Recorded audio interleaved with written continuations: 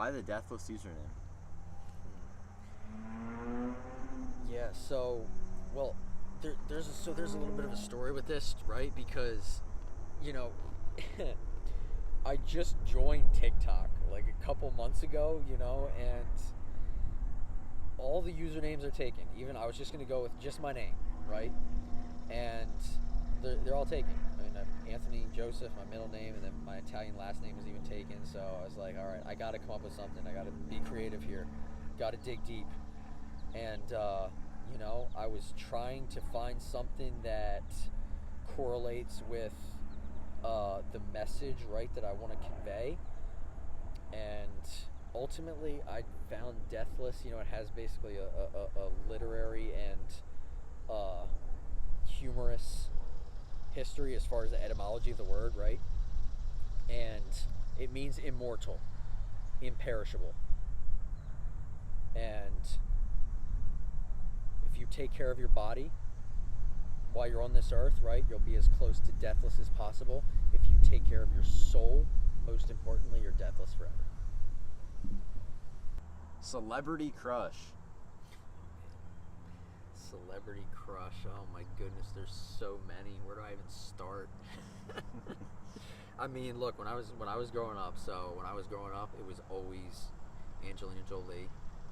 Think like Salt, The Tourist, Wanted, Mr. and Mrs. Smith.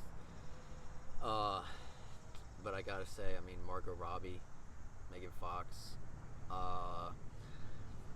and then, I mean, I gotta say too, Sabrina Carpenter. I'm not gonna lie, Sabrina Carpenter. Look, if I was in professional sports, right? If I was in the NFL like Travis Kelce, I would probably try and do something similar to what he did, right? To get Sabrina Carpenter's attention. The thing is, I know she's not based, right? There's definitely there would be ideological misalignment, let's say. But look, I'm somebody who, we already talked about this. I mean, I believe in the truth, right? And I also believe in, well, God's help, right? But also my ability to convince people of the truth, right? So, man, if I was ever to, in fantasy world, get Sabrina's attention, right? I'm convinced that I could lead her in the right direction and lead her into truth. Because I don't think you can totally dismiss, right?